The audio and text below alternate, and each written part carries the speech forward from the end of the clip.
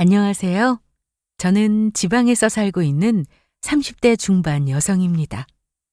나이가 어렸을 때는 인생에서 중요한 게 참 많았는데, 나이가 들면서 건강보다 중요한 건 없다는 생각이 들더군요. 남편과 결혼 후에도 이 생각은 변함이 없었습니다. 돈이야 없으면 벌면 되는 거지만, 건강은 한 번 잃으면 되돌리기가 정말 어렵더라고요. 그런데 제 몸 하나 건사하기도 힘든 시기에 저를 더 힘들게 하는 사람들이 있었으니 그건 바로 남편을 포함한 시댁 식구들이었습니다. 무슨 일만 생기면 친정엄마에게 부탁하자는 시모와 그런 시모를 옆에서 두둔하는 남편이었죠. 이를 거절하면 저는 못된 며느리인 동시에 이기적인 아내가 되어 있었습니다. 야, 가족이 뭐냐? 힘들 때 서로 돕고 사는 거 아니야? 넌 어떻게 된 애가 너밖에 몰라. 이씨 집안 사람이 됐으면 행동 똑바로 해. 제가 가장 힘들었을 때 남편이 제게 한 말이었는데, 그래서 저는 남편의 말대로 가족끼리 서로 돕고 살 수 있게 만들어줬습니다. 남편은 연애 때 말이 별로 없는 그런 사람이었습니다. 원래 말수가 없는 편인 걸 알았는데, 그래도 제 앞에서는 종알종알 이런저런 얘기도 많이 하고 저를 좋아하는 티도 많이 내더라고요. 저 역시 남편에 대해 좋아하는 감정이 있었기에 사귀는 내내 저희는 크게 다툼 없이 잘 만나왔습니다. 저는 직장 생활하면서 공부에 대한 미련 때문에 뒤늦게 대학원을 갔습니다. 일을 마치고 수업을 들으러 가면 어두워져서 집에 가는 날이 대부분이었어요. 남편은 제가 열심히 산다며 보기 좋다고 해줬고, 수업 때문에 학교를 가야 하는 날은 어김없이 저를 데리러 왔습니다. 수업이 끝나고 건물 앞에 차를 대놓고 기다리고 있을 때가 많았죠. 공부하느라 고생했지? 이거 먹어. 샌드위치네? 난 자기 기다리면서 차에서 먼저 먹었어. 잘했어. 그런데 퇴근하고 피곤할 텐데 그냥 집으로 가지.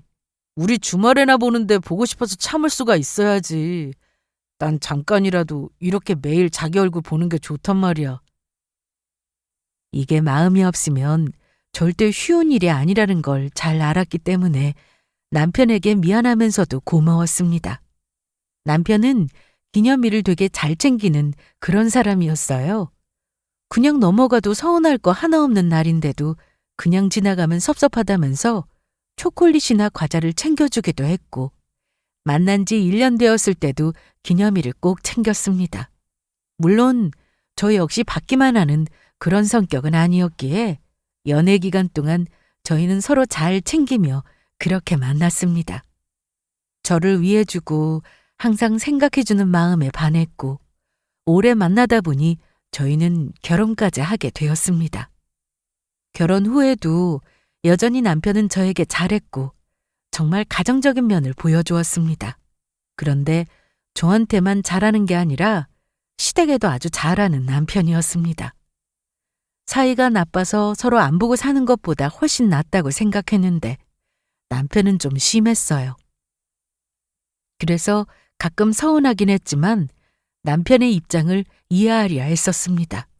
중간에서 부모님과 자기 동생도 챙겨야 했고 저도 신경 써야 했으니 남편도 분명 힘든 점이 있을 거라 생각했거든요. 세영아, 주말에 엄마 생신이잖아. 알지? 선물도 샀어. 정말? 벌써 준비한 줄 몰랐네.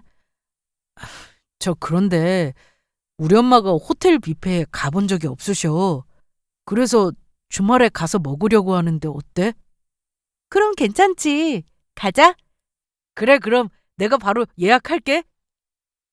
남편이나 저나 서로 돈을 못 버는 것도 아니었고 연애 시절 호텔 뷔페에서 데이트를 한 적도 여러 번이라 고민할 것도 없이 가기로 했습니다.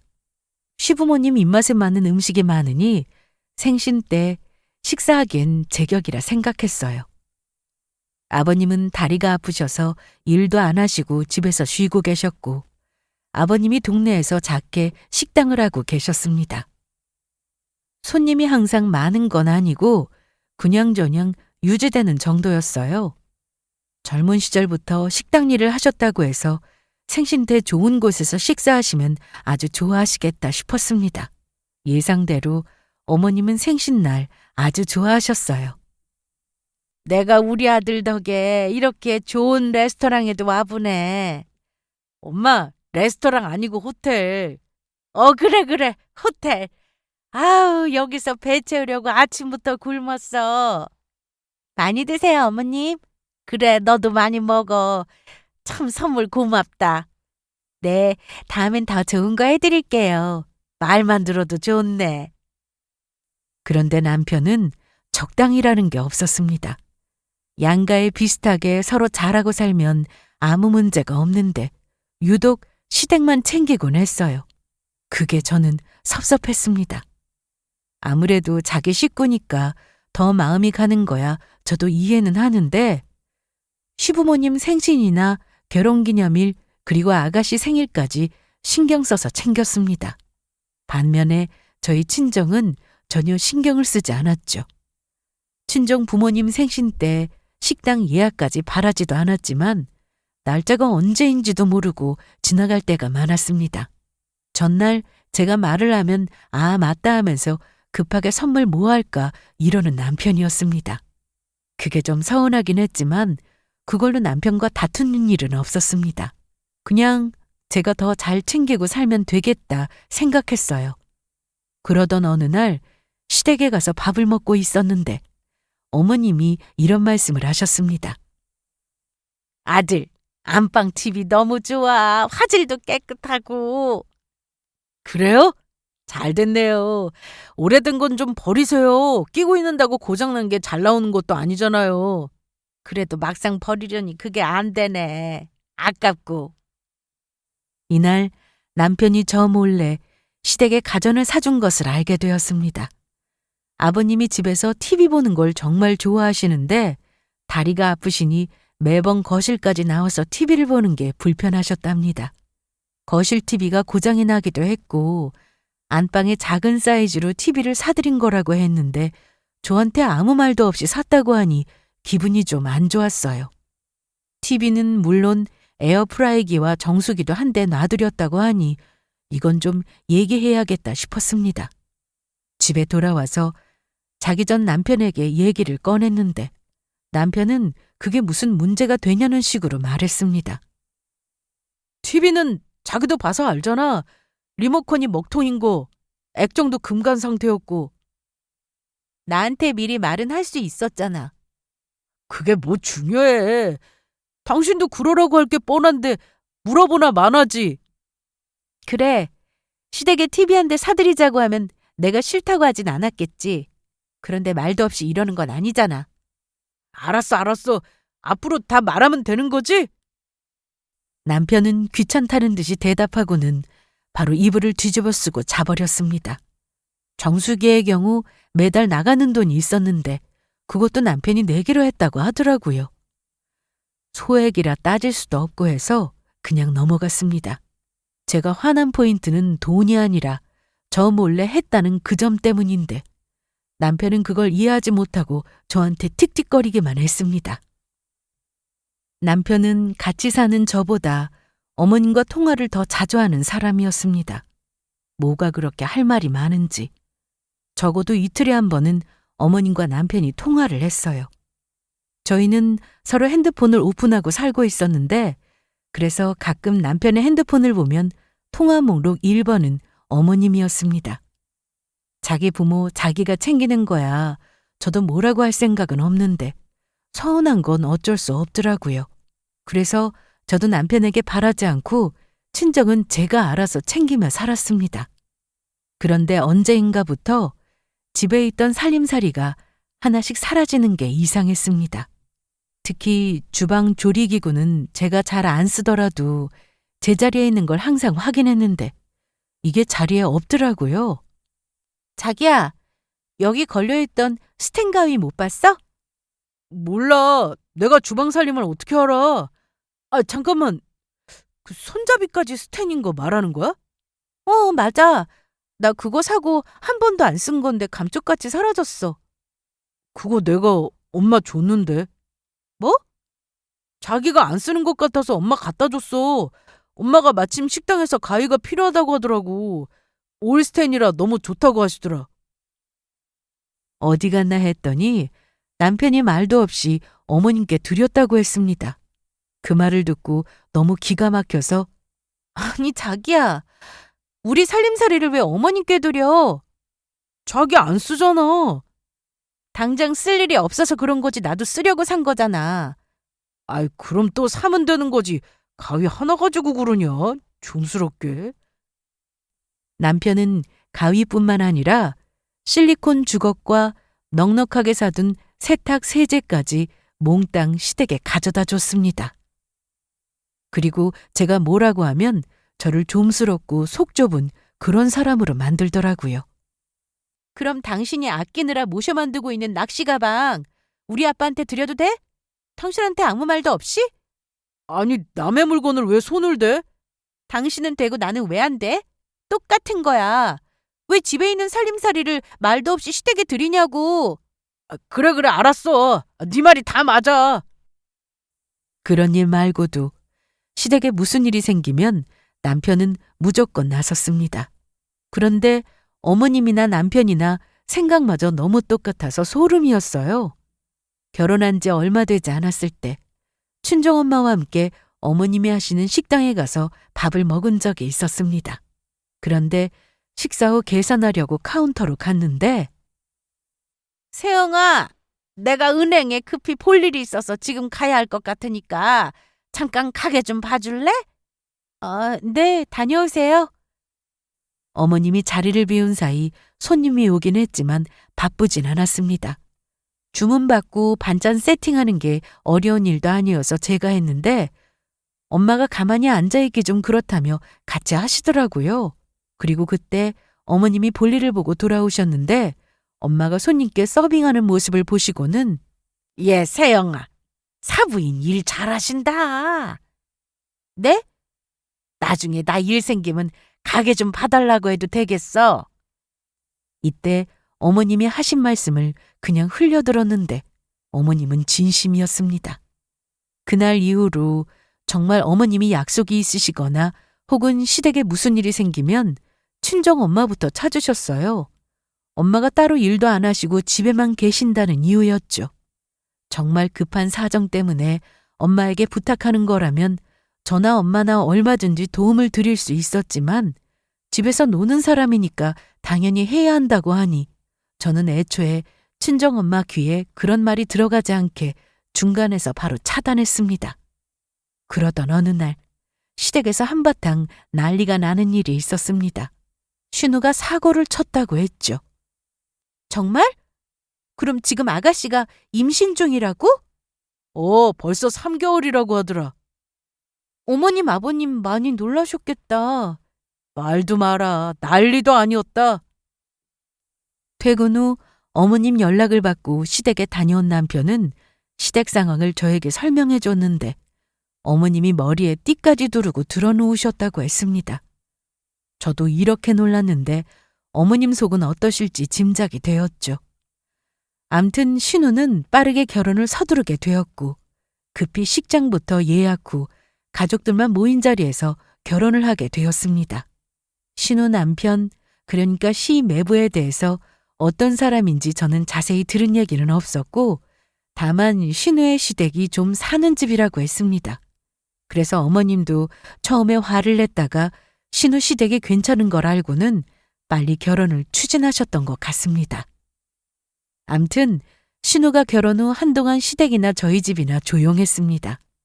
남편도 제 속을 썩이지 않아서 그것만으로 되었다 생각하며 지냈어요. 그런데 몇 달 뒤 신우가 출산을 했는데 100일이 좀 지났을 때 신우가 가출을 하는 일이 생겼습니다. 이 일로 남편이 오후 연차를 쓰고 신우를 찾으러 다녔는데 시댁 근처 카페에서 혼자 커피를 마시고 있었대요. 다그치면 안 될 것 같아서 왜 그랬냐고 조용히 물었더니 그냥 눈물만 뚝뚝 흘려서 병원에 데리고 갔는데 신우는 산후 우울증이라고 했습니다.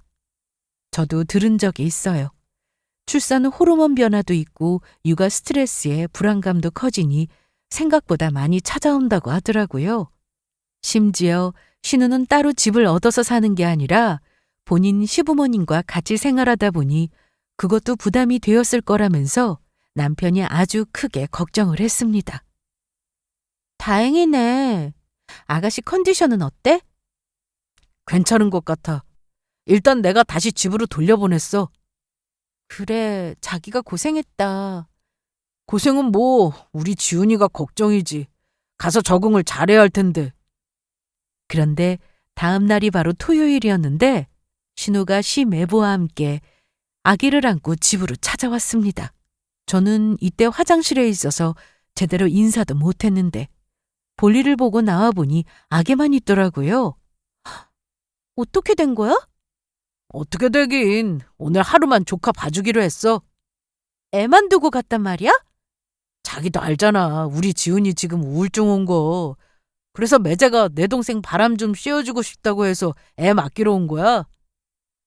애를 봐주는 거야 문제될 게 아니었지만 이날 남편과 공연을 보러 가기로 한 날이었습니다. 저희 둘 다 평일에 바쁘게 일하고 주말에나 여유가 생겨서 오랜만에 나가려고 한 건데 집에서 애를 보게 되었습니다. 남편은 미안하다며 사정이 이러니 어쩌겠냐면서 오늘 하루만 봐주자고 했습니다. 그래서 어쩔 수 없이 예매한 표를 취소하고 집에서 애를 봤어요. 그런데 아기가 너무 예쁘더라고요.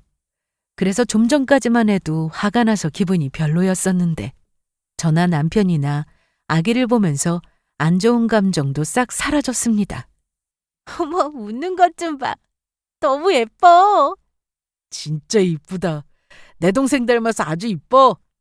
그건 인정? 아가씨가 이쁘긴 하지. 이날 저와 남편은 처음엔 좀 투닥거리긴 했지만 그래도 기분 좋게 애를 봤습니다. 문제는 그날 이후 주말만 되면 신우가 애를 맡기려고 한다는 것이었어요. 신우는 산후조리도 하고 우울증 때문에 마음이 편해야 한다고 해서 아기와 함께 시댁에 와 있는 상태였는데 아버님은 다리 때문에 아기를 봐주기 힘들고 어머님은 식당에 나가봐야 하니 신우 입장에서 친정에 쉬러 왔는데 편히 쉴 수 없는 그런 상황이 되어버린 겁니다. 그런데 아무리 그래도 그렇지 툭하면 저와 남편에게 애를 맡기는 건 아니다 싶었습니다. 몇 번은 저도 기분 좋게 봐주긴 했지만 매 주마다 당연하다는 듯 찾아오니 더는 해주기 싫더라고요. 특히 저는 이때 회사 일이 바빠서 토요일에도 오전에 출근을 해야 했습니다. 오전 근무 후 집에 와서 좀 쉬려고 하면 신우 애가 와 있는 게 짜증이 났어요. 자기야, 아가씨 또 다녀갔어? 지금 자니까 조용히 해줘. 언제까지 주말마다 맡긴다는 거야? 아니, 뭘 언제까지야. 봐줄 수 있는 만큼 해주면 되는 거지. 그런데 씻고 나왔더니 애는 울고 있고 남편은 딴짓을 하고 있었습니다. 당신 애 우는 거 안 들려? 안 보고 뭐해? 방금 울었어, 방금. 자기 나왔으니까 자기가 좀 안아줘. 그렇게 저는 머리도 못 말리고 우는 애를 달래면서 안고 나왔는데 남편이 한쪽 구석에서 뭔가를 하고 있었습니다. 당신 뭐 하는 거야? 보면 몰라? 남편은 공구함을 옆에 두고는 안마의자에 손을 대고 있었는데 고장이 나서 고치는 건가 싶어서 가보니 그게 아니었습니다. 아니, 그걸 왜 분해하는 거야? 이대로는 차에 안 들어가서 아래쪽만 분리하려고. 차에 왜 실으려는 건데? 당신 이거 안 쓰잖아. 그래서 우리 엄마 갖다 주려고. 뭐? 조용히 해. 애 또 울겠어. 집에 있던 안마의자는 결혼할 때 친정엄마가 사주신 거였습니다. 엄청 좋은 제품은 아니었지만 안마의자 자체가 워낙에 고가이고 또 엄마의 선물이라 아껴 쓰던 중이었는데 남편의 행동에 저는 화가 났습니다. 아기가 있어서 큰 소리를 낼 수는 없었지만 조용히 할 말 다 했습니다. 원래대로 해놔. 왜? 당신 안 쓰잖아. 괜히 자리만 차지하느니 엄마한테 드리는 게 낫지. 안 그래? 나 잘 쓰고 있었고 엄마 선물을 당신이 이런 식으로 손대는 건 아니지. 뭘 아니야?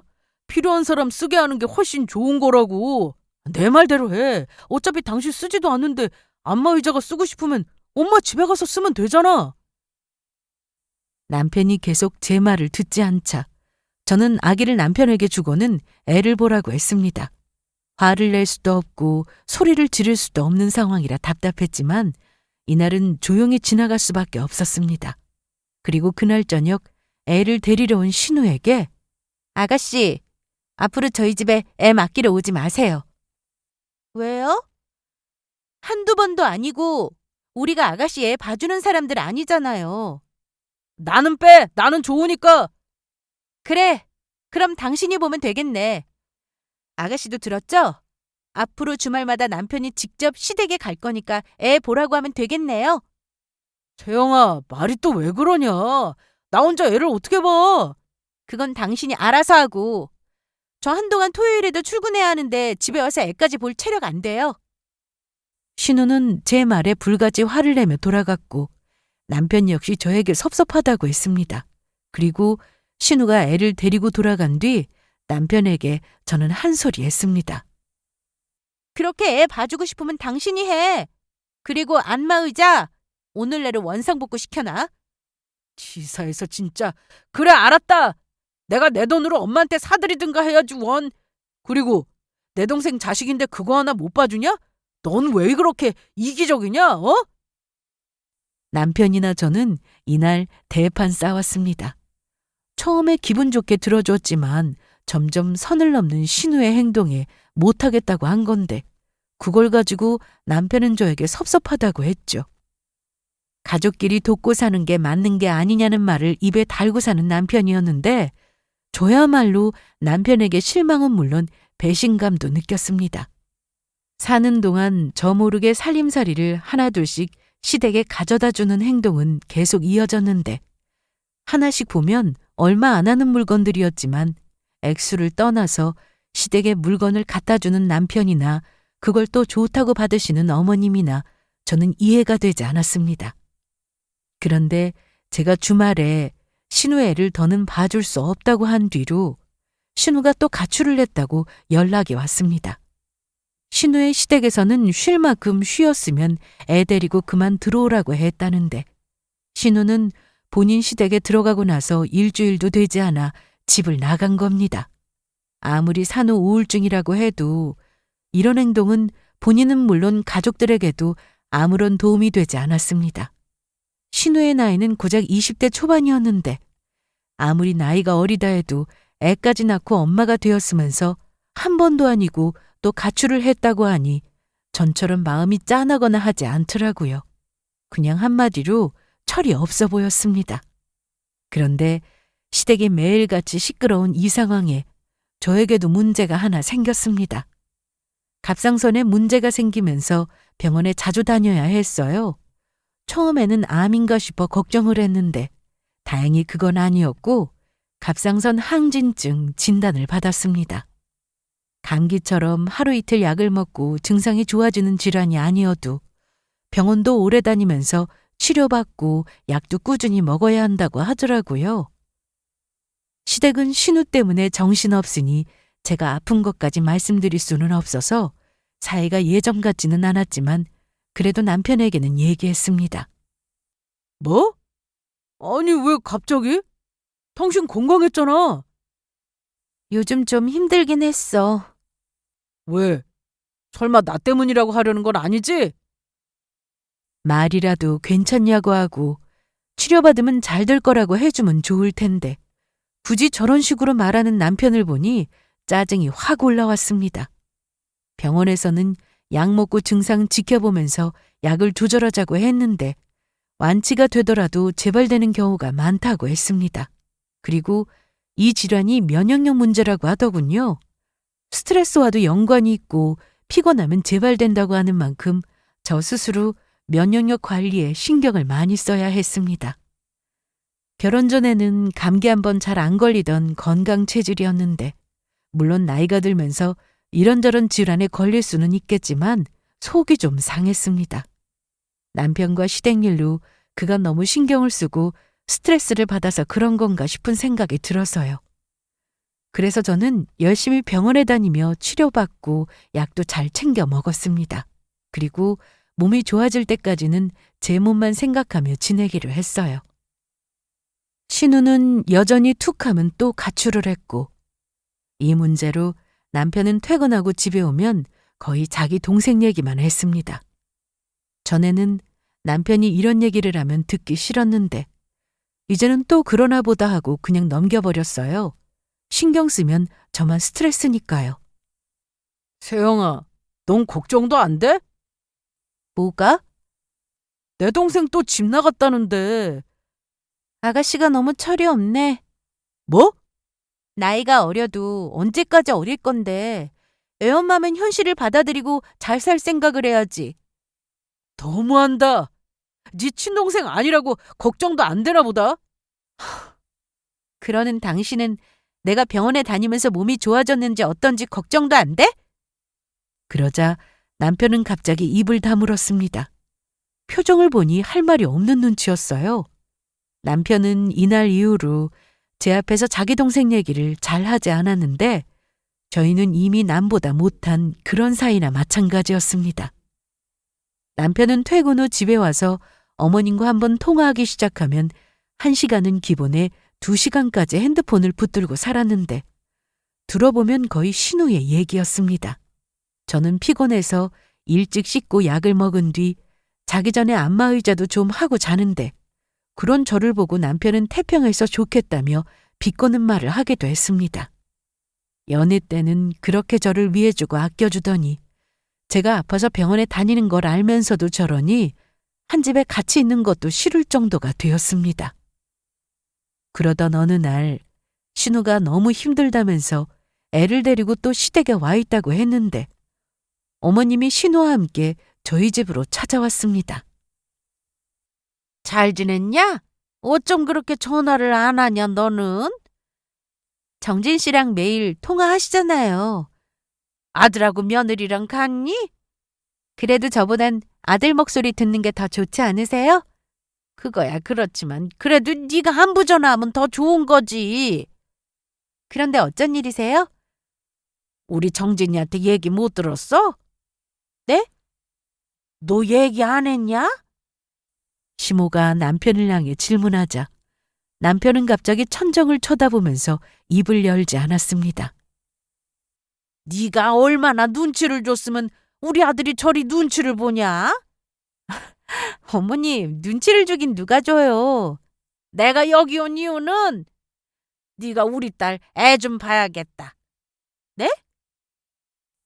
시모를 따라온 신우는 입을 꼭 닫고는 아픈 사람인 척 울상을 짓고 있었습니다.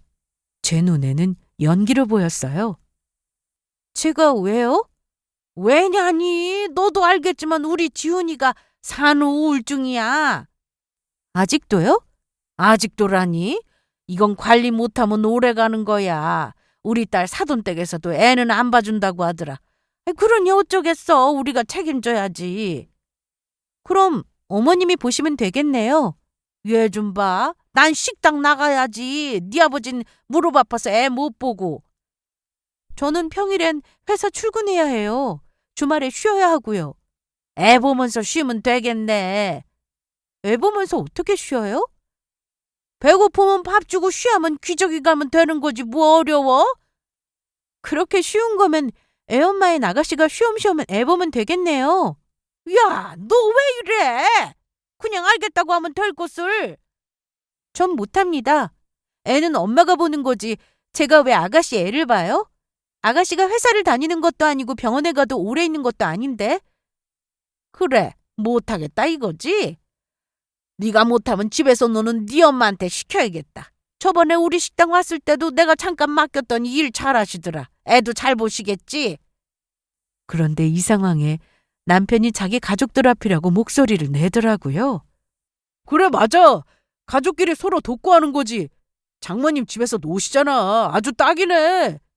뭐? 가족이 뭐냐? 힘들 때 서로 돕고 사는 거지. 너는 어떻게 된 애가 너밖에 몰라. 이씨 집안 사람 됐으면 행동 똑바로 해. 남편이나 시모나 옆에서 울상을 하고 있는 신우까지 꼴 보기 싫었던 저는 가족끼리 서로 돕고 살아야 한다는 말은 나도 같은 생각이야. 그래, 당연히 그래야지. 그럼 장모님한테 연락할까? 아니, 내가 알아서 할게. 저는 그 말을 하고는 웃으면서 신우를 빤히 쳐다봤습니다. 하지만 신우는 제 눈을 어떻게든 피하려고 했습니다. 그리고 이날 신우는 결국 애를 저희 집에 두고 갔고 남편은 자기 족하면서 애 보는 게 힘들다며 친구들을 잠깐 보고 온다고 하고는 나가버렸습니다. 술을 마시게 될지도 모른다며 차를 두고 나가는데 오히려 잘 됐다 싶었습니다. 남편이 있든 없든 어차피 저는 처음부터 이럴 작정이었기 때문에 남편을 기분 좋게 보내주고는 아기와 함께 외출 준비를 했습니다. 그리고 이날 저녁 남편은 저에게 미안하다고 잘못했다고 하면서 싹싹 빌었습니다. 어떻게 된 일이냐고요? 저는 남편까지 나가고 혼자 애를 보게 되자 고민할 시간도 없이 바로 옷을 입었어요. 제가 애를 데리고 간 곳은 신우의 시댁이었습니다. 시댁 위치는 남편이 신우를 데려다 줄 때 내비게이션에 주소를 입력해 둔 게 있어서 제가 바로 알 수 있었습니다. 신우의 시댁에 도착한 저는 바로 벨을 눌렀고 안에서 신우의 시어머니가 나오셨습니다. 그래서 저는 제 소개를 간단히 하고는 신우가 그동안 뭐하고 지내는지 다 얘기했습니다. 아니, 뭐라고요? 친정 가서 우울증 치료 받는다고 해서 보내줬더니? 이거 보세요.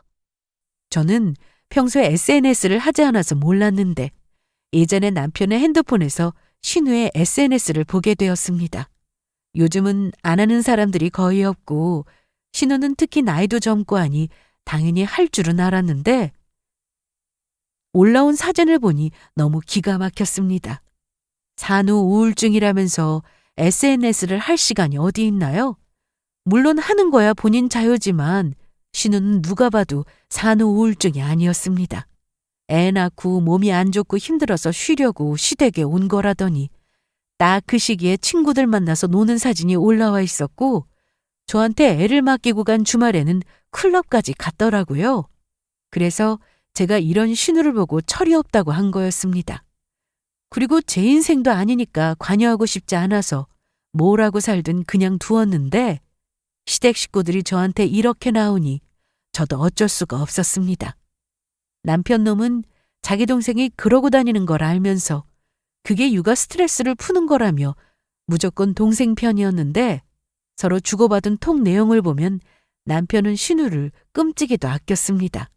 그런데 이건 진정으로 자기 동생을 위하는 길이 아니었어요. 그걸 본인만 모르고 있었죠. 신우의 시댁에서는 자기 며느리가 아픈 줄 알고 있었는데 그게 아니라 애는 다른 사람한테 맡기고 놀러 다니는 걸 알고는 난리가 났습니다. 특히 결혼해서 애까지 있으면서 클럽을 출입한 사실을 알고 신우 남편도 크게 화를 냈어요. 와, 얘 진짜 제정신 아니네. 나랑 지훈이가 만난 곳이 클럽이었어요. 아휴. 네? 결혼하면 클럽 다시는 안 간다고 나랑 약속했는데 와, SNS도 저한테 안 뜨길래 정말 없앴나 했더니 저를 차단한 거네요. 그래서 제가 몰랐던 거고요. 참나. 이날 신우의 시댁에서 정말 놀람의 연속이었습니다. 그리고 이런 얘기도 듣게 되었습니다. 신우와 신우 남편은 만난 지 한 달 만에 사고를 친 거라고 했습니다. 거기까진 저도 알고 있었어요. 그런데 신우의 시댁에서는 당연히 신우가 좋게 보일 리 없었고 변변한 직장도 없이 노는 것도 마음에 안 들었다고 하더라고요. 그런데 어쩌겠어요. 자기 아들한테도 책임이 있으니 결혼을 시키긴 했는데 만난 지 1년도 아니고 얼마 되지 않아 결혼해서 어떤 정이 있겠습니까? 툭하면 친정에 간다고 하는 며느리가 이쁘게 보일 리가 없었고 신우 남편 역시 처음에는 자기 아내가 아프다고 하니 챙겨주는 것 같다가 별로 애정도 없어 보였습니다. 제가 신우가 뭐라고 다니는지 말하지 않았어도 이미 신우의 시댁에서는 이혼 생각을 하고 있었다는 말입니다. 남편은 이 소식을 듣고는 친구들과 술을 마시다가 급히 시댁으로 갔고 시댁에서 저한테 전화를 했습니다. 야, 강세영, 너 애 보라고 했더니 애를 데리고 거길 왜 갔냐? 너 미쳤냐? 나 안 미쳤고 제정신이야. 내가 분명 애는 못 본다고 하지 않았어? 너 지금 당장 빨리 와. 너 내가 절대로 가만 안 둘 거야. 시댁까지 가야 하는 게 번거롭긴 했지만 갔습니다. 서류 한 장 들고 말이죠. 도착 후 안으로 들어가니 신우는 울고 있었고 시모와 남편이 저를 노려봤습니다. 애는 우리 지훈이 시댁에서 데려갔다. 그런데 네가 지금 무슨 짓을 한 줄 아냐? 내 딸 지금 이혼당하게 생겼어. 이걸 어쩔 거냐? 그게 왜 저 때문이에요? 네가 가서 다 까발리는 바람에 이렇게 된 거 아니야. 그럼 어머님도 다 알고 계신 거였어요? 뭐? 어머님 딸이 우울증 핑계로 놀러 다니는 거 알고 계셨냐고요? 아니 네가 생각을 해봐라. 우리 지훈이가 몇 살이냐? 한참 놀라에 애엄마가 됐는데 너라면 어떻겠어? 안 놀고 싶겠어? 놀고 싶겠죠. 하지만 자기가 저지른 행동에는 책임을 져야죠. 그걸 옆에서 알려줄 사람은 바로 어머님이시고요. 그리고 애엄마가 클럽에 갈 수 있다 쳐도 그게 뭐 자랑이라고 남자들 사이에서 춤추고 노는 모습을 사진 찍어서 SNS에 올려요? 그걸 알고도 가만히 있는 어머님이나 어머님 아들이나 똑같아요. 그런데 이 와중에 신우는 신우 시댁에서 이혼하라는 말을 듣고 당장 그러겠다고 했으나 시모가 반대하고 있었습니다. 이혼은 절대 안 돼. 왜 안 되는데? 너네 시댁 돈 많잖아. 조금만 버티다가 이혼하라고 몇 번을 말하냐. 재산분할에 양육비까지 받아야지. 누구 좋으라고 이혼을 해, 이혼을. 그 말을 듣고 저는 너무 어이가 없고 기가 막혔습니다. 아무리 잘 사는 사돈이라도 자기 딸 인생이 달린 문제인데 돈 때문에 억지로 살아야 한다는 말을 어찌 자식한테 할 수 있을까 싶더라고요. 더 기가 막힌 건 남편이었습니다.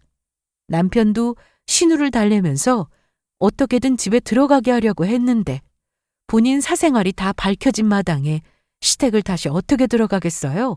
심지어 신우 남편은 신우에게 애정이 전혀 없는 상태인데 이건 사과하고 다시 들어간다고 해도 절대 행복할 수 있는 삶이 아니었습니다. 하지만 저는 신우의 인생에 더 관여하고 싶지 않았어요. 어떻게 살든 자기 인생 자기가 사는 거지 제가 대신 살아줄 수도 없으니까요. 말씀 중에 죄송하지만 전 그만 가보겠습니다. 야, 일을 이렇게 만들고 가긴 어딜 가? 네가 책임져. 네가 다시 가서 오해였다고 말하라고. 우리 동생 인생 망친 거 네가 책임져. 말은 바로 해. 네 동생 인생 망치고 있는 건 내가 아니라 너랑 어머님이야. 뭐?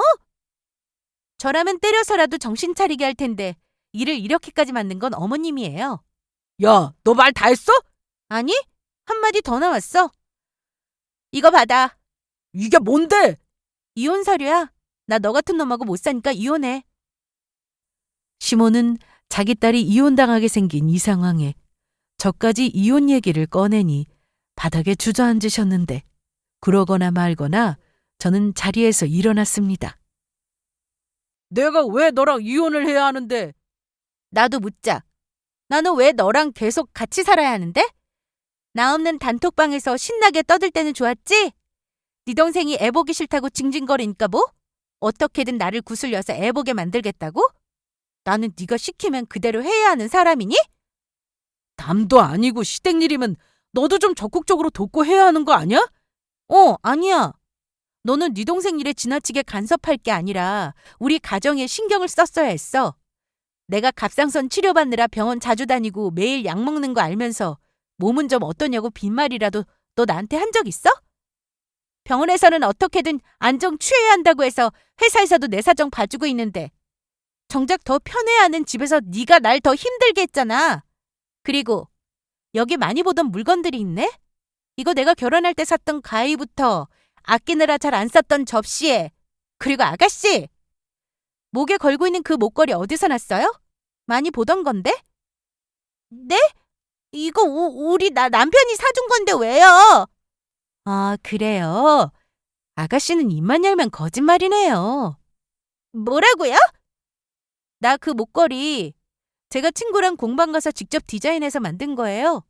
결혼하고 찰 일이 없어서 보석함에 넣어뒀는데 어디 갔나 했더니 아가씨한테 있을 줄이야. 야, 이정진! 너 이거 절도야. 살림살이 빼돌린 것도 모자라서 내 보석함에도 손댔냐? 말 함부로 하지 마. 부사에 무슨 절도. 그래, 네 말대로 법적 처벌은 면할 수 있겠지. 그런데 이게 말이야. 이혼 사유가 될 수 있다는 건 몰랐지? 제가 계속 하지 말라고 했음에도 남편이 제 물건을 마음대로 시댁에 갖다 주고 부부 사이 갈등 원인에 속한다면 이혼 사유로 충분하다고 알고 있습니다. 그래서 저는 이날 이혼 통보를 하고 이혼 서류를 던져주고는 돌아왔습니다. 남편은 제가 이혼 생각을 하고 있는 줄은 몰랐는지 바로 쫓아와서는 정말 이혼할 거야? 그냥 한번 해본 말이지? 그런 말을 심심하다고 하니? 내가 뭘 그렇게 잘못했는데. 내 식구들 내가 챙긴다는데 그게 뭐 어때서? 그러니까 앞으로 쭉 네 식구들 네가 챙기면서 살아. 나도 내 인생 살고 싶으니까. 끝까지 이기적이다. 이기적인 건 너지. 결혼했으면 시댁이나 친정보다 우리 가정에 신경 쓰는 게 첫 번째야. 아니지. 내가 너를 안 세월보다 우리 가족하고 산 세월이 더 긴데 어떻게 너를 첫 번째로 생각하라는 거야? 그게 말이야? 그러니까 돌아가라고. 그렇게 너네 가족 소중하면 가서 다 같이 살아. 남편은 한참을 제 앞에서 따지다가 이혼만큼은 절대 안 된다고는 나가버렸습니다. 그리고 며칠 동안 집에 돌아오지 않았는데 꼴 보기 싫은 남편놈 얼굴을 안 보고 사니 속이 다 시원하더라고요. 하루빨리 이혼해서 제 인생을 살고 싶었던 저는 결국 소송을 걸었습니다. 남편과 결혼해서 산 세월이 길지는 않았는데 그게 더 화가 났네요. 짧은 기간 동안 행복했던 시간보다는 시댁에 끌려다닌 시간들이 많았습니다. 남편과 같이 있으면서도 남편의 마음은 언제나 시댁에 가 있었으니까요. 이혼을 거부했던 남편은 시댁에 도착한 이혼소장을 받고 어디 한번 해보자고 했으나 본인이 주장할 수 있는 내용은 딱히 없었습니다. 저는 남편과 왜 이혼하려는지 구체적인 사유가 명확했어요. 그래서 시간도 오래 걸리지 않았습니다. 시댁에서는 자기 딸이 이혼을 한 해 만에 하는 중에 자기 아들까지 이혼이 진행 중이다 보니 특히 아버님이 저에게 직접 전화하셔서 다시 생각해 볼 수 없냐고까지 하셨습니다. 죄송합니다. 그렇게는 못하겠어요. 날 봐서도 안 되겠어? 네. 전 정진 씨와 더는 못 살아요. 사람 쉽게 변하지 않는 거 아버님도 아시잖아요.